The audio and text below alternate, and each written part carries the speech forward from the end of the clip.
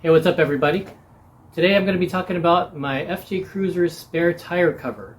And a couple of people have asked the question about how to remove the back spare tire cover.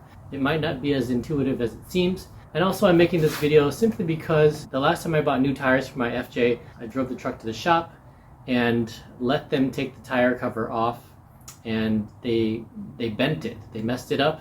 It bothered me so much that I eventually sold the tire cover and purchased a brand new replacement just because there was a bend in the plastic. And I'll show you what I'm talking about. What happened was I purchased 4 brand new tires, and I used one of the older tires that came off one of these 4 tires, and I placed it as my spare. Alright, so the tire shop tech tried to remove the spare tire cover and didn't do it correctly, so they ended up messing it up, as I mentioned. So in this video I'm going to show you how it should be done. Alright, so let's take a look at the tire cover here. We've got some plastic here, and then we've got some softer plastic over here, okay? So taking a look at the back side, we have some elastic, right? This is elastic, so this is allowed to flex a little bit, right? So it's a pretty snug fit, and it should come on and off in a very specific way. So you're basically going to loosen up the elastic, and you're going to start to pull it off and get it to the inner edge of the tire.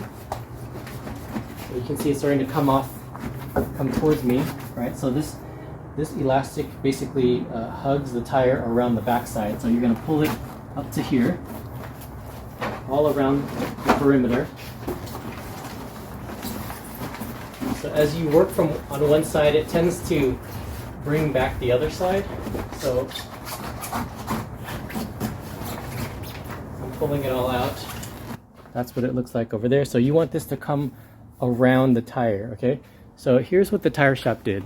So what the guys at the tire shop did was basically they pulled one end and they started peeling away at one end without going around the entire tire. So they picked a corner and they just started yanking, and of course that caused the bend. So from here, once you get this elastic around the perimeter of the tire, all you gotta do is pull straight out towards yourself. Okay, and you want to make sure that instead of yanking one corner, just pull it straight out towards you, and that's it. Okay, so it's pretty simple. If you know what you're doing, I'm going to put it back on in the opposite way that I just took it off, so you'll see how that's done. I'm going to get that elastic over the tire.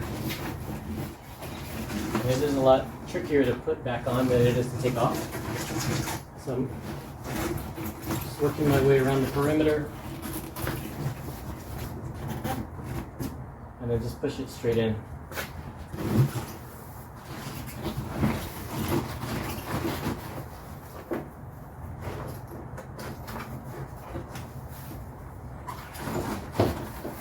There goes the bottom.